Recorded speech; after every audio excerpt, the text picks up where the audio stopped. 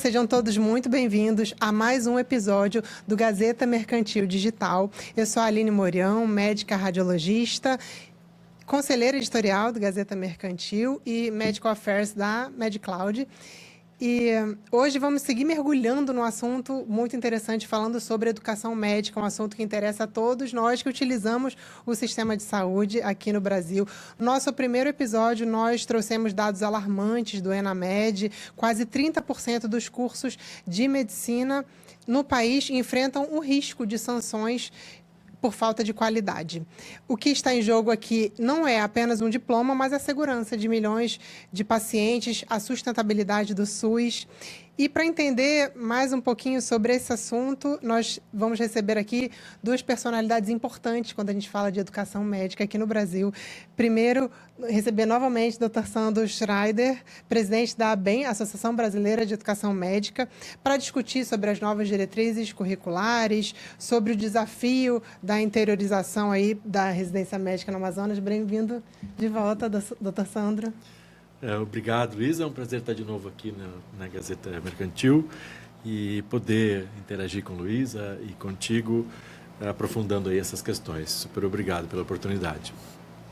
E para trazer um olhar de quem vive isso no dia a dia, né, na gestão, na faculdade, a gente recebe aqui a doutora Luísa Garnello. Ela é coordenadora do curso de medicina da Faculdade Newton Lins, é pesquisadora sênior da Fiocruz e vai nos contar o desafio prático de formar profissional nessa era de inteligência artificial, de escassez de hospitais de ensino. Muito bem-vinda, doutora Luísa. Muito obrigada, é um prazer estar aqui. Vamos tentar conversar um pouquinho sobre a nossa realidade regional, que não é simples.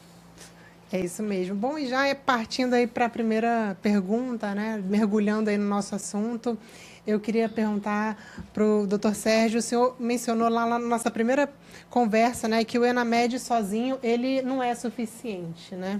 Então, como que a ABEM está mediando o diálogo com as instituições que sofreram as sanções de 2026, cerca de 100 instituições, como é que a ABEM está lidando com isso? Assim, a gente tem olhado muito para a questão, né, da regulação, porque aí a gente tem sempre a questão da avaliação da qualidade vinculada à questão da regulação.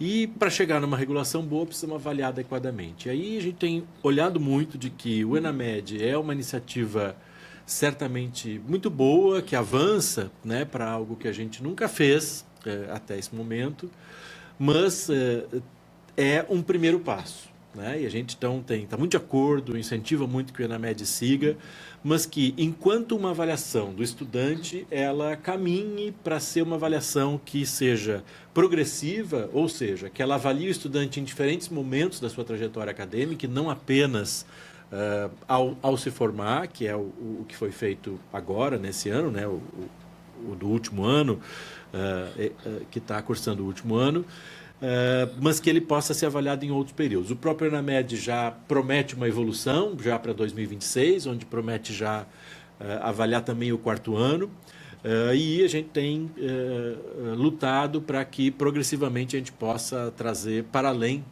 do quarto ano também os demais anos serem avaliados. E aí, quando a gente fala dessa avaliação, esse é um cuidado que precisa se ter. A gente não está falando nem de uma prova específica, né, para cada ano, portanto, cada uma com um conteúdo, e sim de uma prova que seja sempre a mesma, visando avaliar os conhecimentos, habilidades e competências do egresso, e que, portanto, eu espero que o desempenho do aluno do quarto ano seja menor do que o desempenho do aluno do sexto ano, e assim sucessivamente. E que, portanto, ao se levar em conta uma avaliação de qualidade a partir dessa nota, nos importa muito mais a evolução do que a nota em si. Para nós médicos, né, mais ou menos que nem a gente trabalha quando olha com criança pequena que nasce, né? A gente olha as curvas de crescimento da criança, olhando, claro, pelo peso que ela nasceu e que ela tem em cada momento da vida, mas, sobretudo, pela tendência da curva de crescimento, né? Então, dizer que uma criança de 6 meses tem 5, 6 ou 7 quilos, sem nenhuma outra informação, nos diz muito pouco dessa criança, né? Porque se ela tem 7 quilos, mas nasceu com 5, e ela se nasceu com 5, foi uma criança muito grande ao nascer, não é o que se espera, ela cresceu. Mas se ela nasceu com 2,5, ela cresceu muito. Então, nos diz menos a avaliação pontual. Então, precisamos ter mecanismos que avaliem essa progressão. E a outra questão é de que apenas uma prova, ela avalia o estudante e, claro, eu posso extrair do estudante informações sobre a escola, mas não todas. E, portanto, a gente precisa de, além de avaliar o estudante, ter avaliações específicas sobre cada escola. E aí, hoje, a medida que a gente tem é a avaliação em loco do INEP, e pode ser isso, né, desde que seja de uma maneira mais robusta do que a gente faz hoje, né? Hoje o INEP faz uma avaliação que é igual para todos os cursos de graduação, e a promessa é que a partir de 2026 seja para o conjunto das profissões de saúde. Isso já é um avanço e é bom que a gente possa olhar as profissões em conjunto, mas precisamos olhar as especificidades do curso médico e, sobretudo, essa avaliação precisa estar alinhada às diretrizes curriculares. Então, é muito importante, eu diria mais do que muito importante, imprescindível que os instrumentos de avaliação em loco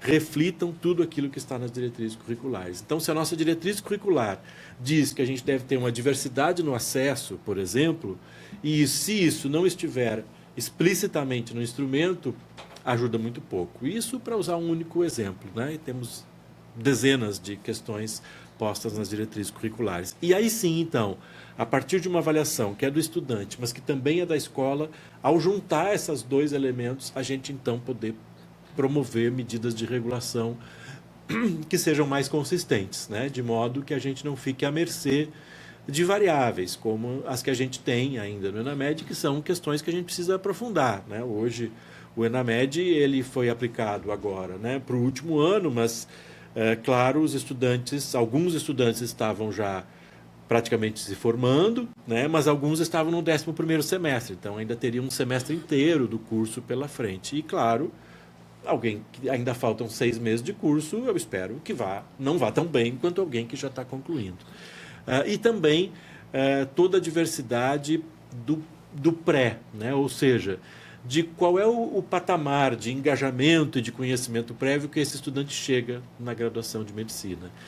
E as realidades são muito distintas. A gente tem, de modo geral, isso não é 100% assim, mas de modo geral a gente tem uma grande concorrência no ingresso de escolas públicas e uma concorrência não tão grande em escolas privadas, né? E claro que isso varia de região, várias outras variáveis, mas essa é uma coisa fácil da gente entender.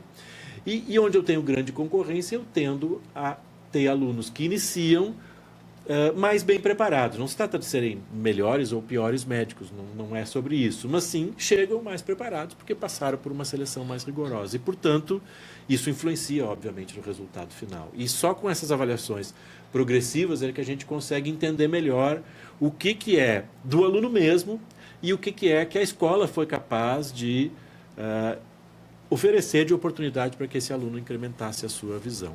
Então, é disso que a gente fala quando a gente está olhando para o futuro para chegar numa avaliação robusta. Então, a medida é boa, é um primeiro momento, mas a gente precisa avançar e acho que o caminho nos aponta para que a gente vá avançar nesse sentido, tornando isso cada vez mais robusto. Interessante que você falou dessa prova ser aplicada, a mesma prova em diversas etapas. Eu lembrei da prova de título, já é assim, né? No primeiro ano a gente faz a mesma prova de título, pelo menos na minha residência foi assim, de radiologia, né? Primeiro, segundo, terceiro ano. No primeiro ano a gente tira uma nota baixa, porque a gente está só começando. No segundo ano vai um pouquinho melhor, aí no terceiro ano, sim, normalmente tira uma nota maior. E aí quem atingiu mais do que 70% de média, ele não faz a prova teórica, faz só a prática, né? Então tem um benefício aí para aquele aluno que já teve um desempenho bom nos 3 anos. Acho interessante, lembrei. E sabe que ajuda o estudante, no caso, eu pensando aqui do lado de cá, você já consegue focar teu estudo para aquelas matérias que você não foi tão bem, né? No primeiro ano, é realmente um crescente, né? Para o segundo e no terceiro ano. Ainda nesse assunto, eu queria lhe perguntar, existe algum plano de recuperação, assim, para essas faculdades, essas instituições que tiveram um desempenho mais baixo, para evitar fechar ou, consequentemente, faltar médico aí nas áreas mais periféricas ou, enfim, não tão centrais aí, onde tiveram um resultado melhor? Então, acho que aí tu toca uma coisa, a semelhança do que tu mesmo descrevesse com os estudantes, no caso aí da pós-graduação, O objetivo principal da avaliação não é penalizar, seja o estudante, seja a escola. O objetivo principal da avaliação precisa ser oportunizar mais possibilidades de aprendizado para o estudante, quando ele não vai tão bem, e de crescimento para a escola, caso ela não vá tão bem, porque o que a gente quer não é, né, excluir escolas ou excluir, né, médicos do mercado. E, nesse sentido, a gente não tem ainda isso muito bem conformado, ainda que o MEC tenha dito que vai adotar medidas de supervisão, que nada mais são do que isso mesmo, né, tentar identificar quais são fragilidades e poder apoiar. E a gente precisa avançar para isso. Há bem, claro, enquanto uma associação das escolas, a gente tem diversas iniciativas de apoio. A gente está aqui hoje em Manaus, podendo gravar esse programa, justamente porque está numa reunião com todas as faculdades de medicina, estudantes, docentes, gestores aqui, não só do Amazonas, mas da região norte como um todo. Numa perspectiva justamente de propiciar apoio às escolas para que elas possam implementar, no caso de hoje, as diretrizes curriculares e outras iniciativas como essa em diferentes estratégias aí das diretrizes curriculares. Então, essa é uma outra coisa que a gente ainda precisa avançar mais. É claro que isso está previsto de alguma forma, mas como todo processo em construção, precisa de uma ênfase aí, né?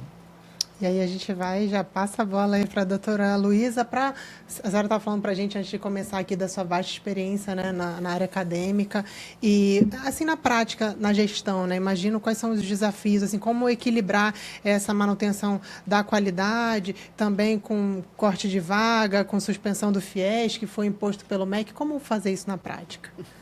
Bom, esse é um desafio que já está mapeado aqui pelo meu colega de entrevista, com essa avaliação que tem um caráter, né, pontual, que a gente espera que seja um processo que consigamos todos elevar a qualidade de ensino que é necessário no país como um todo. No caso da nossa região, nós temos essa singularidade de que você tem a Amazônia a região com menor escassez de médicos no país, menor taxa de consultas médicas por habitante ano e altas taxas de doenças prevalentes e evitáveis, né, por cuidados primários de saúde. Então, a gente tem essa característica que torna a região um elemento crucial no entendimento que deve haver no Sistema Único de Saúde para que a gente tenha uma melhora desses indicadores. E, evidentemente, que o trabalho médico ele é um elemento importante nessa mudança de patamar, digamos assim, né? Então, nós temos uma inflexão em relação ao mercado de trabalho, porque nessas condições que nós temos na Amazônia, o mercado de trabalho médico é um mercado muito aberto, tem muitas possibilidades de trabalho médico. Então, nessa conjuntura, a docência não se torna um campo tão atrativo, a não ser para aqueles que têm esse afã, esse desejo de formar, de qualificar as pessoas, que nem sempre em todas e quaisquer áreas médicas você encontra pessoas com esse perfil. Esse é um ponto muito importante que a gente precisa equacionar, precisa ter um olhar, né, diferenciado, mais generoso, eu diria, para a questão amazônica, sem descurar da qualidade de ensino, porque ela é crucial, nós temos que ter responsabilidade com os futuros pacientes e todos nós. Eu já estou na terceira idade, portanto, são esses jovens que vão atender a mim e aos meus familiares. Evidentemente que essa questão tem que ser equacionada, né? Mas é um processo, talvez, que a gente precisa de mais suporte enquanto região para que a gente consiga caminhar na medida que você tem um tempo maior, de estruturação muito maior em relação a outras áreas do país, né? Então, essa é uma questão. Sem dúvida que essa... tem outro nome para isso, não. O nome disso é punição, né? De corte de verbas e corte de ingresso e tudo, tem um impacto. Tem um impacto no gerenciamento, que precisa se adequar, é um processo de uma certa forma súbito, mas também tem impacto na futura formação de profissionais, porque a gente, com certeza, considerando o que aconteceu com a maioria das instituições de ensino superior e cursos médicos na região amazônica, a gente tem um impacto negativo na disponibilidade de médicos para o mercado de trabalho nos anos vindouros. Entendi. E o quão é difícil hoje garantir o esperado é uma proficiência acima de 60%, não é isso? Quão difícil é hoje quando a gente considera aí a base de ensino que depende de convênio com o SUS, depende de hospitais aqui na região mesmo sobrecarregados para garantir aí essa formação do médico? Uhum. Essa é outra variável importante da nossa região, porque eu sou sanitarista de formação e entendo a importância e a necessidade de você ter processos formativos no Sistema Único de Saúde, né? Entretanto, o sistema de saúde amazônico ele está absolutamente sufocado pela demanda que tem e pelo número restrito de unidades. A gente tem outra característica na região como um todo, que é a concentração de unidades um pouco mais especializadas, né, de secundária e terciária talvez, nas capitais. Então, você não consegue interiorizar. As instituições que estão com curso no interior, elas têm necessário e obrigatoriamente de vir a Manaus para concluir o processo formativo. Então, a gente tem um SUS abarrotado, a gente tem um SUS que não consegue dar conta daquela cobertura que está prevista. O programa Previne Brasil, ele penalizou demasiado as secretarias municipais de saúde, porque antes a gente tinha essa ideia da universalização. O Previne Brasil, então, ele diz assim, não, é a população cadastrada. Secretarias municipais de saúde da região norte inteira, elas têm muita dificuldade de cadastrar. E a gente tem variáveis que são as longas distâncias. Você, às vezes, tem uma população rarefeita no interior, mas com distâncias que têm custos elevados. Então, as secretarias todas foram muito penalizadas com essa política que veio, né, do Previne Brasil. Então, isso tudo tem impacto, porque você tem unidades concentradas com grande número de pessoas em espaços pequenos, com profissionais que estão lá assoberbados com aquela demanda. Naturalmente que isso não é um cenário dos mais favoráveis para o processo formativo. Quando você já está com um sextanista lá, já é diferente, né? Porque ele já tem uma possibilidade de um protagonismo maior. Mas os semestres anteriores já se torna mais difícil. Então, a gente pega as DCN, né? Que são maravilhosas, nossas DCN. Diretrizes Curriculares Nacionais de Medicina são absolutamente primorosas.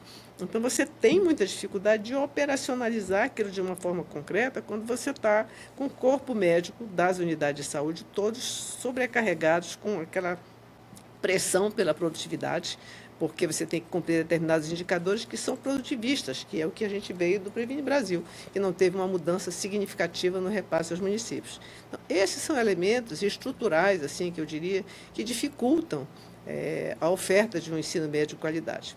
Por outro lado, ainda que haja perguntas e cobranças sobre o hospital-escola, sabemos todos nós que o hospital-escola ele cria uma realidade que não é aquela que o profissional de saúde vai enfrentar quando ele formar, né? Então, possivelmente, a gente precisa de um balanço equilibrado entre uma realidade e outra para conseguir fazer um processo formativo mais harmonioso. É isso que você falou, realmente, aqui na região. Eu sou do Rio de Janeiro, mas estou aqui já há 17 anos. E, realmente, a gente vê que o médico que se forma, ele já consegue trabalhar, né? Tamanha a necessidade aí. Então, acaba talvez ficando em segundo ponto aí a questão da residência médica, né? Então, por outro lado, esse profissional também tem que sair pronto, né? Para atender aquela população, porque lá do Rio de Janeiro se pensa, todo mundo quer terminar a faculdade e fazer residência médica, senão é até difícil você entrar no mercado de trabalho. Aqui não, né? Aqui já a realidade é outra. Então, o que você faz com o médico que ele consegue entrar no mercado de trabalho, ganhar um salário bom, para depois parar tudo e voltar para, né, estudar, tem essas diferenças regionais que são muito... A gente vê isso, né, na prática. Exato. A gente tem, agora está um pouquinho diferente de ano passado para cá, mas nos últimos anos a gente acompanha egressos de uma forma ou de outra, acompanha sempre, né? A gente tinha egresso que com 4, 5 meses de formado ele estava ganhando R$30 mil. Então, estava sobrecarregadíssimo de plantão. O tempo para reciclagem, o tempo para buscar a especialidade não está. Mas, ao mesmo tempo, há um tensionamento dentro do processo formador de medicina, porque há uma valorização maior da população em relação ao especialista, sem dúvida nenhuma. A população deseja uma resolutividade que é distinta daquela que está preconizada e padronizada no Sistema Único de Saúde. E os docentes de medicina, pessoas mais experientes, com uma formação bem qualificada, de um modo geral, há uma concentração maior de especialistas que também tensionam a motivação do aluno para a especialidade. Então, a gente tem esse tensionamento, por um lado, das diretrizes, que nos colocam em termos da atenção primária e tal, e tem as expectativas da população e dos próprios estudantes em relação à especialidade. Então, essa tensão ela faz parte do tecido social. É isso aí. E, doutor Sérgio, a matéria na Gazeta Mercantil, ela cita o Profmed, né, como se fosse um filtro aí para a segurança nacional. E o senhor, na nossa primeira conversa, alertou que medidas simplistas, assim, elas podem ter um efeito rebote, né? Assim como a moratória, você falou bastante disso, né? De 2013 a 2023. Então, explica para a gente por que a ABEM defende uma avaliação progressiva, né? Em vez de um exame final, assim, de licenciamento, como acontece, então, nos Estados Unidos e Portugal. Perfeito. Esse é um tema que tem muito a ver com o que a gente estava discutindo até agora, né? E acho que, de novo, aproveitando o exemplo que tu trouxesse da formação da residência, né? Quando tu dizes lá o exemplo, né, da radiologia, de que vai fazendo a prova progressivamente ao longo da formação e que quem vai bem nesse aspecto já tem, vamos dizer assim, a sua proficiência conferida para o exame de título de especialista, porque senão tem que fazer uma prova. A ideia é mais ou menos essa, né? De dizer que se eu faço uma avaliação ao longo da graduação, em diferentes pontos da graduação, e o estudante vai bem, ele já comprovou sua proficiência. E isso é a melhor forma de comprovar a proficiência, porque permite justamente o estudante aí ele mesmo, né, se autoavaliando e percebendo as suas lacunas, permite a escola poder identificar, eu tenho aqui um conjunto de estudantes que precisa de mais apoio nesta ou naquela área e progressivamente ir trabalhando nessa condição para que todos, no limite todos, e claro, quando a gente fala todos, sempre haverá ou pode haver algum que não atinja a completude das competências ao final. Bom, então vamos trabalhar com esses, mas esse será certamente um contingente muito menor do que a taxa que a gente encontrou no ENAMED ou do que a taxa, por exemplo, que a gente tem no exame da OAB, que é um exame, né, que já é usado há muito tempo, que hoje tem taxas de aprovação da ordem de 30%. Né? Ou mesmo exames que já foram experimentados na medicina, como o do CREMESP no passado, que também tinha taxas nessa ordem. Então, essa avaliação progressiva como forma de proficiência a gente tem defendido muito. Às vezes, nessa discussão, Aline, parece que a ABEM é contrária a que a gente faça uma avaliação. Não, de forma alguma.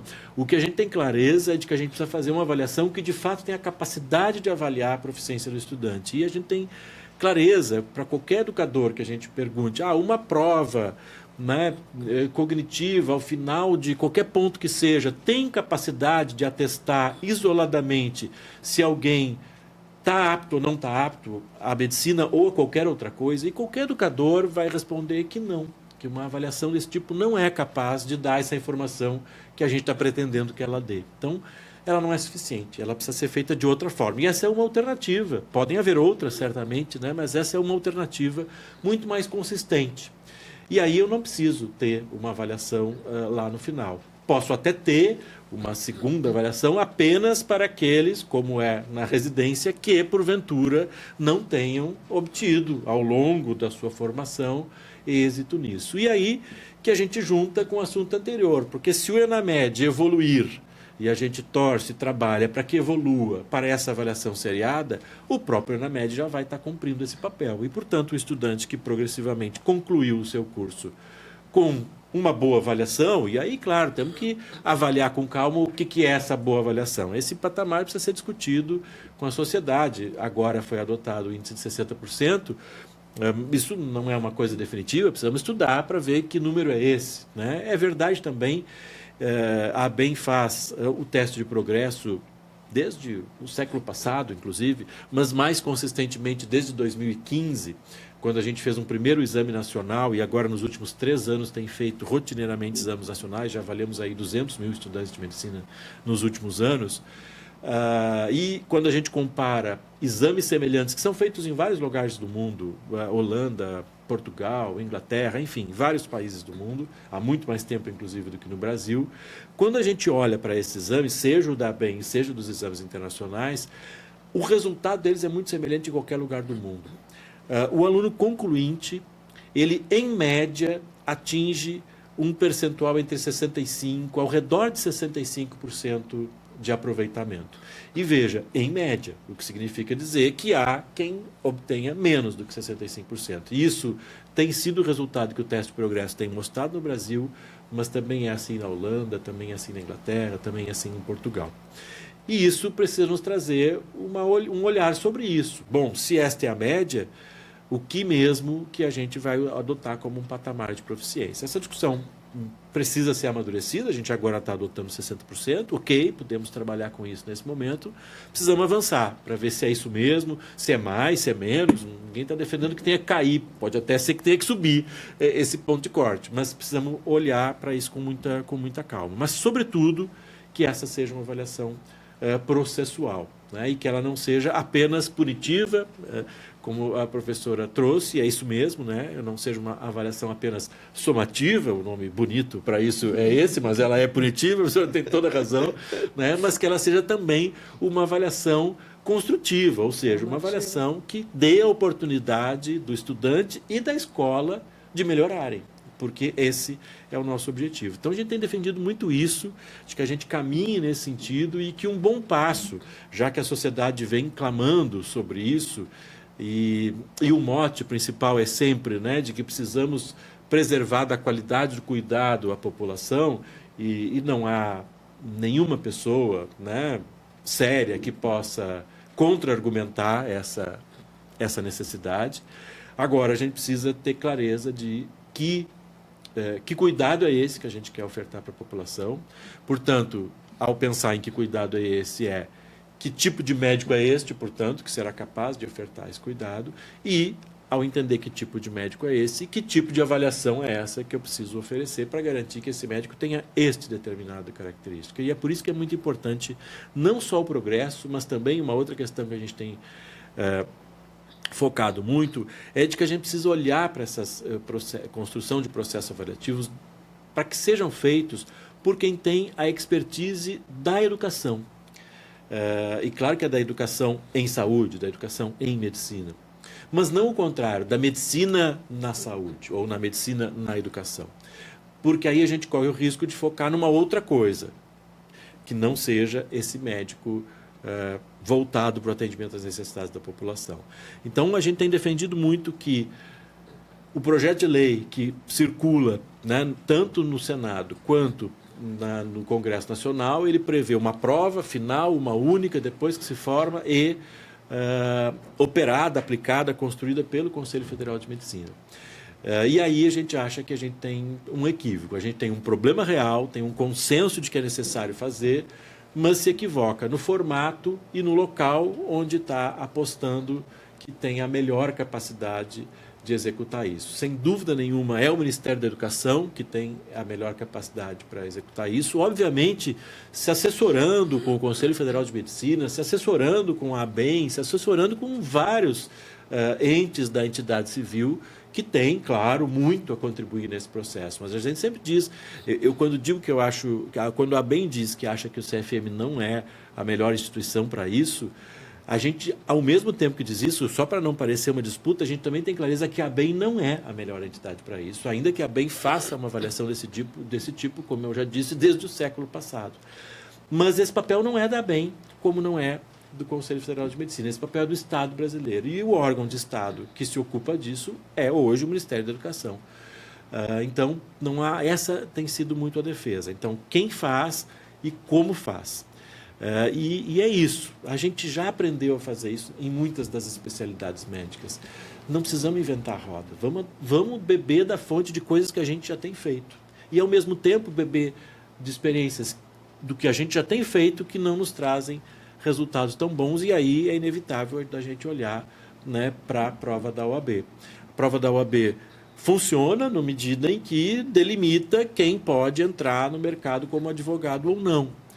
Mas, se a gente for olhar quantas eram as faculdades de Direito no momento lá, quase 20 anos atrás, que iniciou o exame da OAB, e hoje a gente tem 10 vezes mais escolas de Direito do que tinha quando iniciou. Ou seja, nenhum impacto sobre as escolas médicas. Quando a gente vai olhar a qualidade dos cursos, inclusive medidas, se a gente acreditar que essa é uma boa medida, pela própria aprovação nas provas, a taxa de aprovação nessa prova da OAB, lá há 20 anos atrás, é a mesma de hoje. Ou seja, não só as escolas se multiplicaram ainda mais, como a qualidade é igual, no mínimo igual ao que era 20 anos atrás, adotando inclusive o parâmetro da própria prova. Se a gente for ter outros parâmetros, como a avaliação em loco do INEP, a gente também vai encontrar dados semelhantes. Ou seja, se a experiência da residência médica nos ajuda a encontrar um caminho melhor, a própria experiência da UAB, e veja, eu não estou aqui entrando no mérito da UAB, porque eu não conheço, não sou um estudioso dessa área, mas estou entrando no mérito do quanto que sobre a qualidade dos cursos e sobre o número de faculdades, isso não teve nenhum efeito. E a gente está dizendo que o nosso principal problema da medicina é o número de cursos e a qualidade dos cursos. E se o problema é esse, muito provavelmente a resposta mais adequada para a solução desse problema não é esse. Nosso famoso problema de resolver um problema altamente complexo, com inúmeras interfaces na sociedade, com uma solução simplista. Sempre equivocada, não é isso? A professora é uma pesquisadora sanitarista como eu, e a gente sabe quando a gente resolve dizer, não, isso aqui é muito fácil, é só fazer tal coisa. Bom, pode escrever que vai dar ruim, não é, professora? Vai dar ruim. Se é só fazer tal coisa, não vai dar certo. E aí é isso, né? Só para não perder de firmar isso de novo, a gente disse isso, né, na outra oportunidade em que conversamos, foi o que aconteceu com aquele decreto da moratória dos cursos de medicina que o governo Michel Temer, lá, já agora há quase 10 anos atrás, decretou. A avaliação lá naquele momento era esta: muita escola e medo de que elas sejam ruins. Então tá, vamos fazer uma coisa simples, a partir de agora está proibido abrir curso de medicina.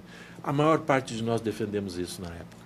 Resultado, hoje, justamente o período da moratória foi o período em que houve a maior expansão de vagas de medicina durante toda a história do ensino brasileiro. Não tanto de cursos, mas de vagas, porque não foi apenas vagas. E ter expandido, eu sempre digo, a ABEM não tem problema com curso de mais ou curso de menos, a gente não diz isso, porque essa é uma resposta também muito complexa, né? A gente olha, hoje, eu venho, não sou da capital, sou do interior do Rio Grande do Sul, mas a capital gaúcha hoje é a capital que mais médicos tem, qualquer coisa perto de 14 médicos para 1.000 habitantes, e o interior do Amazonas é onde se localizam as regiões com menores médicos, qualquer coisa perto de 0,2. Olha a brutal diferença, né? De 14 por 1.000 para 0,2 por 1.000. Mas eu sempre digo, quando eu vou a Porto Alegre, onde tem 14 por 1.000, a gente, em qualquer serviço de saúde, público especialmente, vai haver fila em todos eles, no lugar onde tem 14 médicos por 1.000. Imagine no lugar onde tem 0,2 por 1.000. E mesmo em Porto Alegre, não é apenas no SUS. O próprio serviço privado, se a gente for conversar com os usuários do serviço privado, invariavelmente vão aparecer as queixas de que demora demais para fazer exame, que nem sempre consegue consulta no tempo que quer. Se a gente for à emergência dos 2 principais hospitais privados de Porto Alegre, a gente vai encontrar lá, bonito daí, um painel eletrônico na porta que mede o tempo médio de espera, e o tempo médio de espera vai ser de 6, de 8, de 10 horas. Ou seja, não é um problema exclusivamente do setor público e não é um problema exclusivamente do interior da Amazônia. E é claro que é muito mais dramático aqui do que em Porto Alegre. Mas quero dizer com isso que médico de mais e médico de menos é muito difícil da gente falar sobre isso, porque que parâmetros são esses? Então, fazendo esse recorte. Agora, olhar para isso com esse foco, né, de manter os médicos com a boa qualidade, aí sim, não, porque também é importante a gente dizer que ninguém aqui defende que qualquer médico seja adequado para atender a população. Obviamente que precisam ser médicos bons. Mas, para ser médicos bons, o que a gente precisa não é eliminar do mercado um grande contingente de médicos, e sim garantir que o maior número possível dos médicos que a gente consegue formar sejam, de fato, bons médicos. E aí a estratégia precisa ser outra, diversa daquela que a gente tem pensado. E a gente também tem trabalhado muito e torce que o nosso Congresso, que o nosso Senado possa se sensibilizar com esse olhar, porque já se sensibilizou com o problema, e isso é muito bom, e agora avançar se sensibilizando com um olhar mais profundo sobre esse problema, produzindo soluções que tendam a responder melhor essa questão. Perfeito, ficou bem claro agora para nós, assim, sociedade e usuários do sistema, que no primeiro momento você pergunta assim, você quer que exista uma OAB da medicina? Todo mundo quer, né? Fala, eu quero e tal. Mas não é o ter ou não ter, né? É assim como vai ser feito. Agora ficou muito bem claro, assim, com essa explicação robusta aí, de que existe, talvez, possam existir formas melhores, né, de ser avaliado do que esse provão assim no final do curso, né, como se fosse uma OAB. Sim, e professora, a gente já falou, né, você já explicou sobre professores qualificados, né, a dificuldade eventualmente que pode existir e de hospitais de ensino próprio, né? Me explica como a sua instituição garante que o aluno não chegue no 6º ano, lá no final do curso, com lacunas graves assim apontadas pelo INEP? Veja, quando você fala em ensino médico, você também precisa lembrar e falar em serviço, né? Então, essa questão da interiorização do ensino médico, por exemplo, na Amazônia, ela também tem as lacunas do serviço. Quando você olha no conjunto da Amazônia, são poucas as áreas rurais em que você tem todos os tipos de serviços que são necessários à formação médica. É uma das razões pelas quais você tem uma concentração de cursos nas capitais e, quando você interioriza, você acaba tendo que trazer determinados períodos, determinadas disciplinas para a capital. Essa concentração é muito danosa. A gente viu o que aconteceu na Covid, em que você só tinha atendimento de medicina intensiva na cidade de Manaus, por exemplo, e mesma coisa em Rio Branco, mesma coisa em Porto Velho, e o que resultou em termos de taxas de mortalidade. Isso não é um problema que se possa resolver no âmbito do ensino médico, né? Porque você tem questões da estrutura social, dessa concentração enorme de serviços e tudo. E não é simples você botar uma UTI, né, no município de Jutaí, que é um município, né, remoto nosso, não vai conseguir. Você não vai conseguir fixar, você tem problema com rede elétrica, coisa desse tipo, né? Então, são coisas complexas. Ainda tem a questão custo-benefício, porque quantas pessoas precisam de UTI naquele município não é uma distribuição fácil e decisões fáceis de serem tomadas, né? Então, essas questões elas são cruciais para que a gente entenda a qualidade possível para o ensino médio para interiorizar. No caso especificamente, né, das instituições que eu conheço, na que eu trabalho e as outras que eu conheço também, a gente tem uma batalha permanente para conseguir colocar todo mundo em serviço. Nem todo mundo tem hospital-escola, a legislação não obriga, e eu particularmente entendo que essa tendência à hospitalização ela é uma coisa que vai de encontro, não de uma forma positiva, mas é uma forma que contradiz, inclusive, essas DCN que nós temos, que são voltadas para a comunidade, para a atenção primária, para formar um generalista e não um especialista de qualquer ordem, né? Então, se tenta e se coloca. No caso da instituição que eu tenho, a gente tem um mix de entidades privadas, cujo serviço nós compramos para eu colocar o estudante lá, e o SUS. Aí essa proliferação de cursos que ocorreu, ela tem também uma consequência nessa ordem, porque nós temos um número restrito de serviços, e os cursos multiplicaram-se em função dessas características que foram apontadas aqui pela ABEM, e o fato de que algumas dessas escolas elas abrem seus cursos judicializando, justamente porque o Estado brasileiro não dá uma resposta adequada. Então, judicializa, acontece uma liminar. Então, no momento, a gente tem dois fenômenos acontecendo ao mesmo tempo. Essa multiplicação, e não é só em medicina, a gente tem uma multiplicação de cursos de saúde, mas a rede de serviço ela não cresceu. Então, nós temos uma rede parecida, um pouquinho maior, talvez, do que tinha 10, 12 anos, 15 anos atrás, mas as escolas aumentaram, né? E, ao mesmo tempo, você tem uma situação em que o SUS, pelo menos na nossa região, mas eu acredito que essa é uma questão nacional, ele é público até a página 2, porque, de fato, você está expandindo os serviços, comprando serviços de entidades prestadoras de serviço, muitas delas que são médicas. E aí você tem a questão da produtividade. Então, você coloca o estudante no serviço, SUS, por exemplo. Mas o médico que está ali, ele tem que prestar conta de X número de atendimento. Então, o ritmo dele é acelerado, que não é um ritmo compatível, digamos assim, com o ensino. Então, essas batalhas são nossas batalhas cotidianas, para que a gente consiga, de fato, garantir a qualidade. Então, o resto é acompanhamento, supervisão, é diálogo, é processos formativos paralelos e tal, com essas características de que o profissional médico, ele não tem uma formação prévia né, pedagógica que o torne um docente. A maioria de nós aprende fazendo. E quando você tem a oportunidade de ter essa adesão, digamos assim, né? Mas você tem sempre essa clash, né, entre as situações de mercado e o que nós, enquanto política pública, formativa, enquanto política de SUS, que busca a universalização da atenção. Essa é uma contradição permanente na nossa sociedade que a gente não pode ignorar, que é uma questão estrutural. Perfeito. E a gente estava falando de interior do Rio Grande do Sul, a senhora falou de interior do Amazonas, e eu queria que você falasse um pouquinho mais para a gente sobre a residência médica em rede, né, para qualificar o interior. Como fazer isso na prática? Como convencer assim, os grandes centros de excelência enviarem seus residentes para cidades remotas e como garantir aí essa supervisão sem perder a qualidade do atendimento? Muito bom. Acho que a gente precisa, né? Outra questão para evoluir na qualidade é expandir residência médica, né? A gente expandiu medicina e hoje a gente tem aí qualquer coisa, pouco mais do que 50 mil vagas de medicina todo ano e ainda está na casa das 16, 17 mil vagas de residência médica. Então, portanto, expandir residência médica é uma necessidade. E uma das formas de expandir residência é justamente essa, né? Claro que há também a necessidade de mapear qual é a capacidade instalada das escolas, dos hospitais, do serviço, da rede como um todo, né? Onde certamente ainda há capacidade de expansão.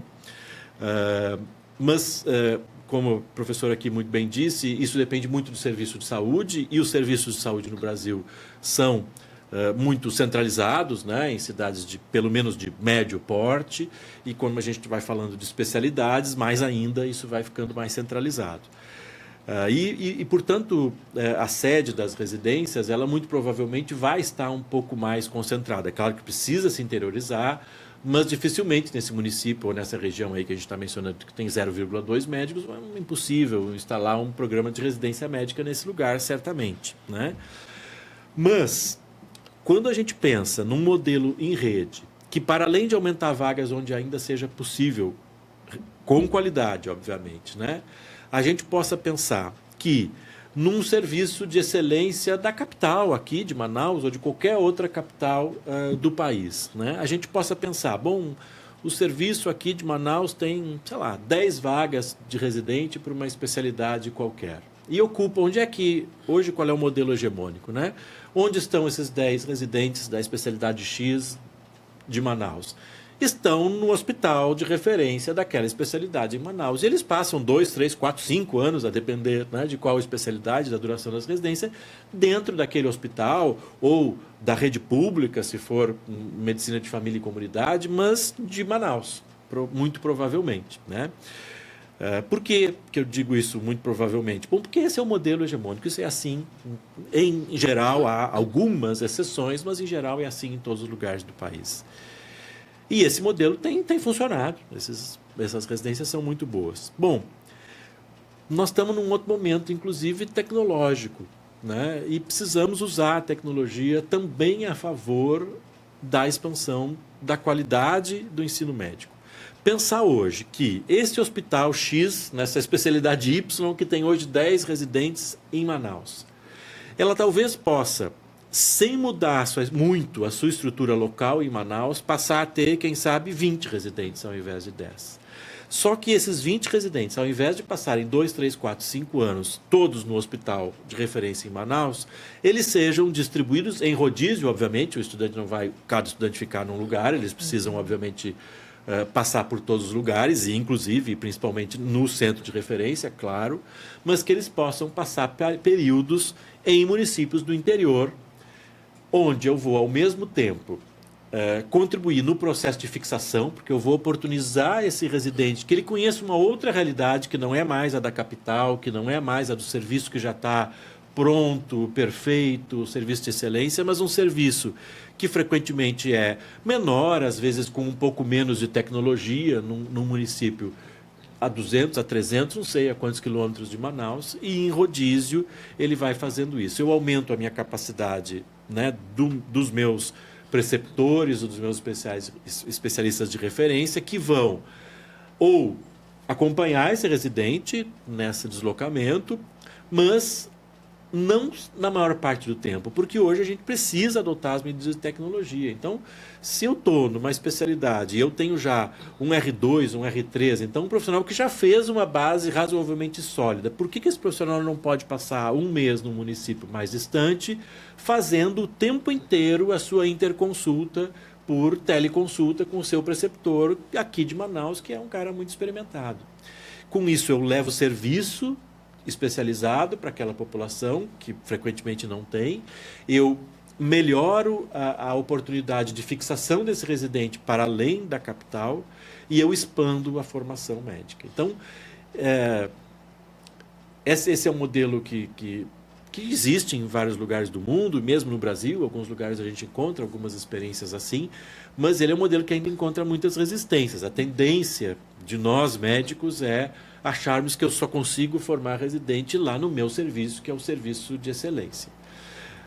A gente está um pouco convencido de que dá para mexer nesse processo. Precisamos experimentar, não precisamos de um dia para o outro mudar todas as residências. Então, quem sabe a gente não experimenta aqui e acolá, percebe que funciona, a gente aposta muito as fichas de que isso tem tanta ou até mais capacidade de funcionar do que o nosso modelo atual. Porque dentro do hospital de referência, às vezes é mais fácil fazer o diagnóstico, né? Bom, mas e quando eu não estou dentro do hospital de referência? E a maior parte das pessoas não estão no hospital de referência, né? E precisam de um profissional que também seja capaz de fazer o diagnóstico fora do hospital de referência e também, claro, de identificar que quando que aquela pessoa que está fora de um hospital de referência precisa ser transferido para um hospital de referência, porque, obviamente, isso muitas vezes é necessário. Mas não sempre, a gente sabe muito bem, né, professor? A gente conhece bem os estudos aí que nos mostram que, sei lá, 1 a 3%, 5% exagerando, das necessidades de saúde das pessoas, de fato precisam de um hospital de alta tecnologia de referência para terem as suas necessidades de saúde resolvidas.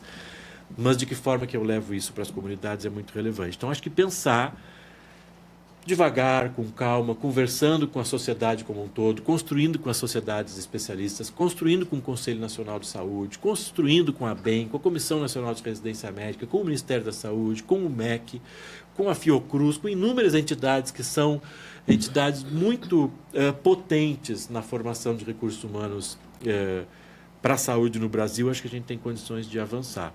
Eu acho que essa é uma iniciativa que a gente precisa começar a amadurecer, como uma das formas, como eu já disse antes, nunca uma solução única, mágica para tudo, mas como uma das formas, né, de ao mesmo tempo que expande a residência, expande o serviço e aumenta a capacidade de fixação dos nossos médicos. Acho que precisamos aprofundar essa conversa, a gente tem começado a falar sobre isso e acho que a gente precisa aprofundar muito a conversa. A gente está, de novo, né, eu contei já que estamos aqui em Manaus, numa oficina sobre as diretrizes curriculares, com as escolas do Norte, no projeto Rever, que é o projeto que a gente está fazendo na BEM, agora termina em maio. Mas a gente já está, né, num momento de fazer a renovação dos convênios que a gente tem, das cartas acordos com o Ministério da Saúde, com a OPAS, para mais 2 anos do projeto, onde justamente um dos focos vai ser a residência médica. Então, estou já aqui trazendo coisas para a gente passar a pensar melhor, a discutir, a receber contribuições. Não significa que é exatamente assim como eu estou falando, mas pensar um pouco fora, né, da caixinha para ver de que maneira que a gente pode avançar. E a gente tem apontado um pouco esse o caminho de construir experiências. A gente, às vezes, tem isso, por exemplo, nos mestrados, nos doutorados. A gente tem feito mestrados e doutorados no país desse jeito, né, juntando programas de pós-graduações de diferentes lugares. Por que a gente não pode fazer isso com a residência médica em maior escala?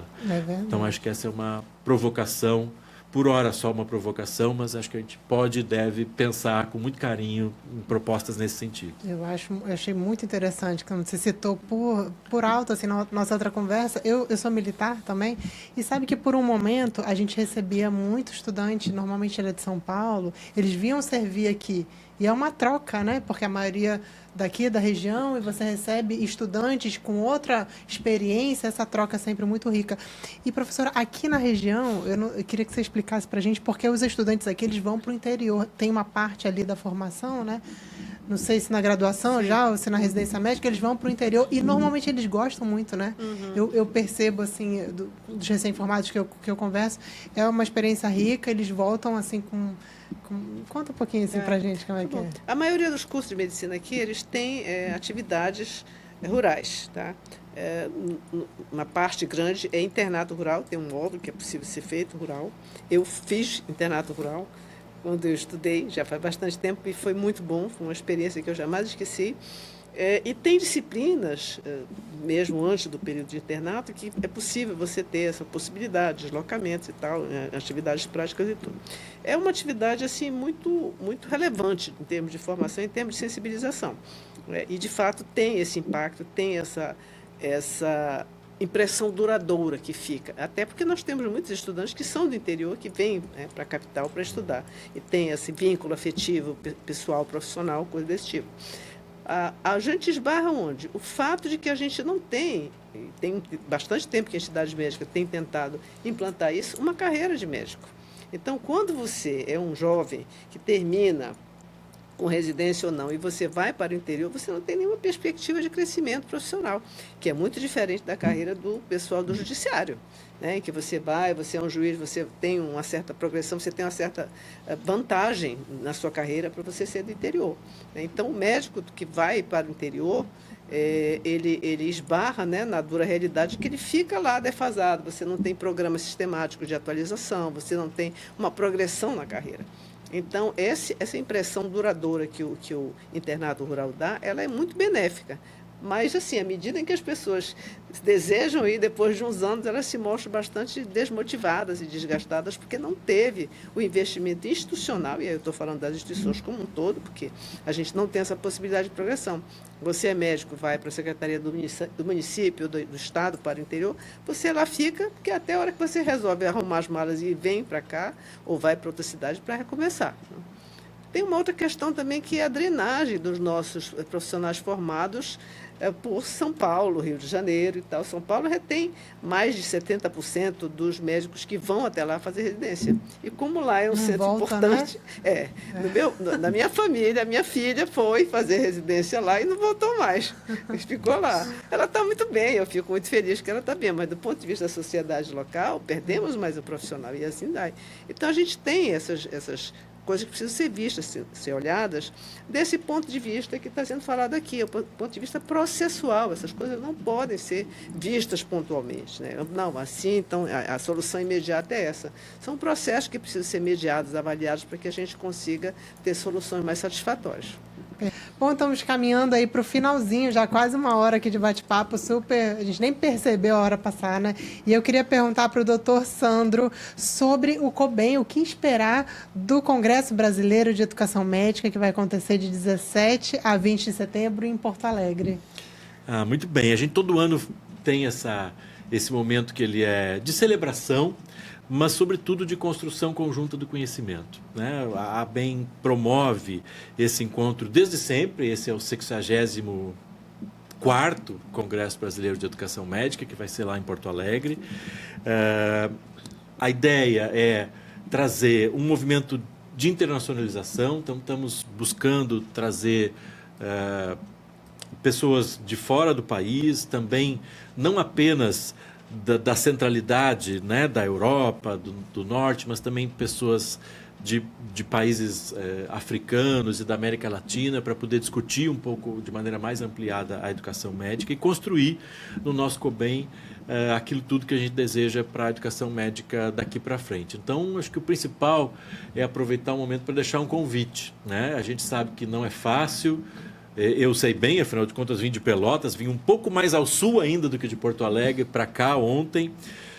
De fato, é uma viagem longa, mas assim como para mim valeu muito a pena estar aqui em Manaus esses dias, tenho certeza que vai valer muito a pena que a gente possa se encontrar, né, os docentes, os discentes do norte com os discentes e docentes de todo o país lá em Porto Alegre esse ano. Também queria aproveitar, o congresso ele é um congresso itinerante, a cada ano num lugar, e é uma candidatura das regionais.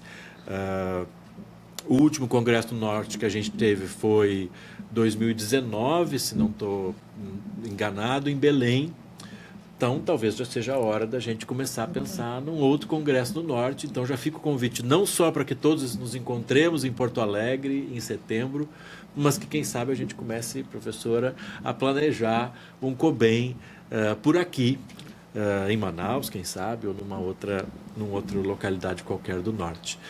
Esse é um momento muito importante para a educação médica brasileira. Sem dúvida, os COBENs, quando a gente vai fazer um resgate histórico de tudo que acontece por lá, a gente vai perceber que sempre há momentos muito importantes do ponto de vista do desenvolvimento das políticas de educação médica que partem frequenmente nos COBENs. Então, o principal aí é ficar o convite para nos encontrarmos todos lá, nós e toda a comunidade da educação médica. Um prazer, né, região. doutora Luísa? Já pensou o próximo COBEM aqui em Manaus? Maravilha. Né?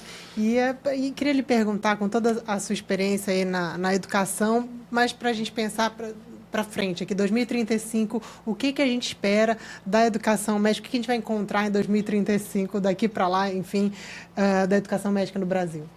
Eu sou bastante otimista, né? Porque, veja, a gente tem iniciativas como essa COP, né? Foi uma coisa impressionante o que aconteceu, essa vitalidade toda da população, dos movimentos sociais. Então, assim, a gente olhando a certas estruturas, às vezes parece assim que as coisas não vão caminhar, mas caminham, e caminham bastante. Acho que tem uma vitalidade enorme das pessoas. E nesse modelo, a proposta que nós temos formativa é uma proposta de aliança com a sociedade, de aliança com os movimentos sociais, de valorização de saberes locais. Então, a minha expectativa é que a gente, em 2035, a gente esteja plenamente partilhando essas parcerias com essas entidades e tal, da sociedade civil, entidades de corporações, porque muitas vezes são partícipes, né, íntimos dessa formação, como é o caso da própria BEM, e os movimentos sociais que têm dado assim, banho de cidadania, banho de participação, banho de soluções criativas que vêm da sociedade. Então, eu sou bastante otimista nesse sentido. Perfeito. Eu queria agradecer demais a presença de vocês, doutor Sandro, presidente da ABEM, aqui mais uma vez conosco, doutora Luísa, coordenadora da Faculdade de Medicina da Newton Lins, e a sua audiência aqui no programa Gazeta Mercantil Digital. Continue nos acompanhando para saber mais aí sobre a atualização, sobre assuntos interessantes aí da saúde. E eu vou, assim, se vocês quiserem falar mais alguma coisa aí no nosso encerramento, vou passar a palavra para vocês novamente. Não, ótimo. Acho que talvez a palavra de despedida, aproveitando a principal especialidade da professora, que é uma das principais autoridades aí na área de saúde indígena, uma das principais pesquisadoras no país. Acho que não deixar terminar essa nossa conversa sem pensar na questão ligada à responsabilidade social na escola médica. O quanto que, para mudar essa realidade, eu sou otimista também como professora, mas há coisas que a gente precisa fazer para mudar a realidade. E para mudar a realidade do ensino médico brasileiro e, portanto, do exercício médico no Brasil, a gente precisa diversificar os próprios médicos, não apenas o currículo médico, não apenas os cenários de ensino, não apenas os esforços pedagógicos, mas também o próprio perfil de médico nesse país. Então, que as escolas médicas, isso é algo que inédito dessa diretriz agora de 2025, que traz a necessidade de que as escolas apontem para iniciativas concretas de ampliação da diversidade, seja ela indígena, de populações ribeirinhas, quilombolas, negros, trans, questões de gênero, enfim, né, toda a diversidade que é muito necessária para que toda a transformação do ensino médico não seja apenas teórica e a partir, né, da mente de nós, pesquisadores e pensadores da área, mas sim construída de pessoas que vivem no cotidiano e conhecem melhor do que qualquer um de nós a necessidade e a diferença que faz, né, e a dificuldade que é, por exemplo, de uma pessoa negra ingressar e se tornar médico nesse país, só para usar um único exemplo e muitos outros nesse sentido. Então, queria, como última mensagem, deixar isso para que a gente incentive muito as escolas e o nosso trabalho no sentido de ampliar essa diversidade que está prevista nas diretrizes e que acho que é uma outra coisa, junto com as demais que a gente discutiu hoje, também muito importante para a gente avançar aí no ensino médico. Super obrigado pela oportunidade. Perfeito, de novo. eu que agradeço. Não, ok. Bom, agradeço aqui pelo espaço, pela oportunidade, pela companhia perfeita dessa discussão, dessa conversa. Esse tipo de iniciativa e mais uma reunião como que estamos tendo lá, dá um alento, porque você se sente assim, né, com pares, pessoas que estão com a mesma vontade, a mesma batalha, para que você consiga, né, ter um foco de otimismo, de vamos lá, tem condições de fazer, é possível mudar e tal. Então, acho que isso é um momento de muita valorização. E também queria retomar essa lembrança das ações afirmativas. A minha pesquisa principal atual é sobre a política de ações afirmativas nas universidades. E, no caso específico da formação médica, para além das questões das ações afirmativas, que são muito positivas e muito necessárias, a gente pensar um pouco no médico cidadão, porque o médico é aquele sujeito ocupado, muito ocupado, com as suas especificidades de trabalho, e não se vê tanto como cidadão, inclusive tem perdas, né, de espaço, perdas políticas, perdas de ganho, inclusive, porque muitas vezes não se posiciona de forma coletiva. A gente tem essa nuance na nossa profissão. É uma profissão que você é muito focado naquele cuidado, né, especificamente da pessoa que está aos seus cuidados ali, você está focado ali. Mas essa dimensão da cidadania que as DCN puxam a gente para, digamos assim, matizar o processo formativo das dimensões técnicas com as dimensões da cidadania, eu acho crucial que a gente valorize e estimule e podemos ter uma forma diferente de conceber o mundo e a vida social aí. É isso aí, perfeito, né? Mais discussões como essas, mais inclusão, né, das entidades e de cada um de nós. Muito obrigada. Obrigada pela sua audiência.